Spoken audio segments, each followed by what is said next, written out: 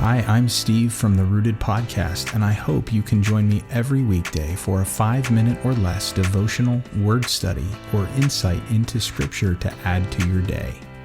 Welcome to Fruit Snacks.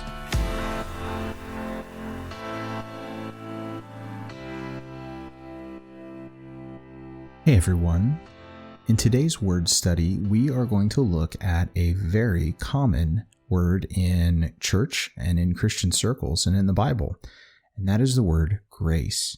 When we think of grace and we think of it from an English language perspective, it can take on a bunch of different meanings depending on its context. It can certainly mean approval, favor, even things like mercy or pardon, special privileges. But it can also mean things like a charming or an attractive trait. If someone is said to be graceful, it can mean ease or that something is easy. For instance, saying that she moves with grace. It can also mean that someone's considerate or thoughtful.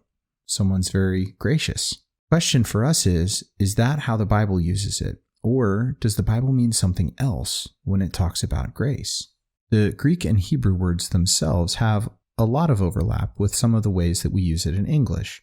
Generally speaking, the words for grace can convey this idea of goodwill, of favor or kindness, and also some sort of benefit or reward, but also this idea, and I think this is a key one, of acceptance, that something is acceptable or has become acceptable because of grace.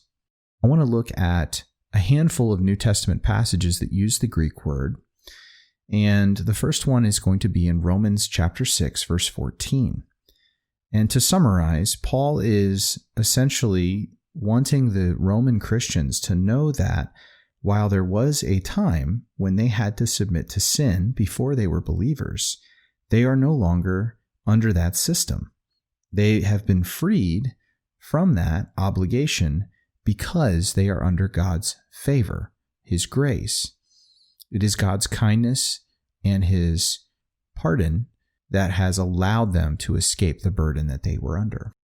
3 more examples come from the book of 2 Corinthians. In 2 Corinthians 1:12, this word occurs, and Paul is trying to convey here that he and his companions are not trying to build themselves up or make a name for themselves through their ministries. Instead, they are comparing their dependence on God's favor and His goodwill, His grace, rather than their own wisdom, which stands in contrast to the way that other apostles and traveling ministers were conveying their authority. They were puffing themselves up. They were talking about all the things they had accomplished. And Paul says instead, we're very dependent on God's grace, and that is basically the only thing we can boast about. In 2 Corinthians 6:1, Paul also is giving a warning to the Corinthian Christians to act upon their status as the recipients of God's grace, His favor, and His kindness, almost as if he is encouraging them not to waste it.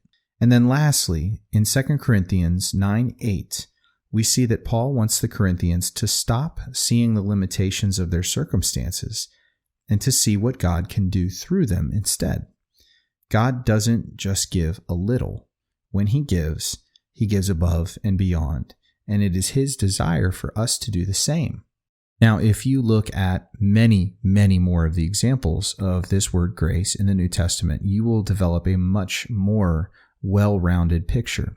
But for our purposes here, in summary, it's interesting that when you take a much larger sample of the word grace, you come to a conclusion that grace in the Bible is not only used to describe what God does and how He does it, but it also has to do with who God is. That God is Himself overflowing with kindness and joyful generosity, and when He gives, that is how He does it. So on that basis, the Bible seems to place a similar expectation on Christians as a reflection of God. It's one more way that we can bear His image and be a representative of who He is and how He intended for things to be in the world when He originally created it, by giving above and beyond generously with kindness and with unmerited favor.